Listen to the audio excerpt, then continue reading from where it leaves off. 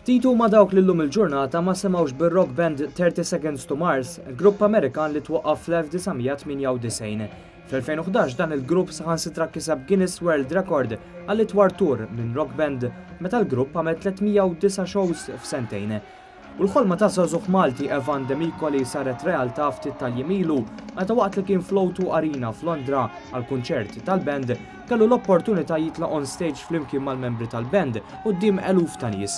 Il-tradizzjoni ta' Jared Leto, wieħed mill-membri tal-band li waqt il-kunċerti tagħhom isejjaħ lil xi persuna qabel is-single Do or Die. Din id-darba x-xorti messet lil Evan Demikoli li jitla' on stage u jiltaqa' mal-idoli tiegħu. Jared staqsa lil Evan minn fejn hu u Evan wersaq lura il-kelma Malta. What's your name, Evan? And where you from? Malta! Lura f'Malta dan l-istazzjon iltaqa' ma' Evan u sħabu ftit jiem wara li rritornaw f'pajjiżna. Bla dubju kienet esperienza sabiħa ma stennejtix fis-sens tlajt sempliċement tal-konsert jiena mbagħad spiċċajt tlajt fuq l-istage ukoll. Tħossok gburi u quddiem 20,000 ruħ, jażel Malti, konna bejgħod xi 11 Maltin f'dik is-sala. U li jażel Malti hija xi ħaġa mhux daqshekk.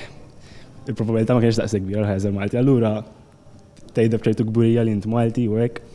U kelli qudiemi kelli sħabi ġifieri bil-bandiera Maltija wkoll. Wara li ppreżenta d-diska Evan kompla jara l-ispettaklu mill-backstage u fl-aħħar song tal-kunċert Up in the Air, Evan ġie majjat on stage għal darb'oħra.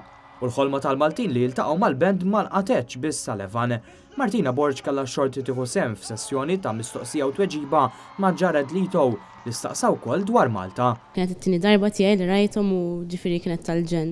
Kelli question and answer magħhom, intqajt magħhom, bdew jaqbdu miegħi fuq Malta jistaqsuni ħafna mistoqsijiet. Sentejn ilu Christine de Gabriele wkoll iltaqgħet mal-band u kienu taw CD b'kanzunetti ta' artisti Maltin lill-grupp biex ikunu jafu aktar dwar it-talent Malti. Esperjenza sabiħa ħafna, jiena mhux l-ewwel darba rajthom ġifieri imma li tara Malti fuq l-istage minn folla kbira ta' nies u inti tippretendi li ħajtella xi ħadd Ingliż pereżempju peress ikun Londra ma peress li tella xi ħadd Malti u mbagħad kif qed Malta hekk aħna bdejna nwersqu.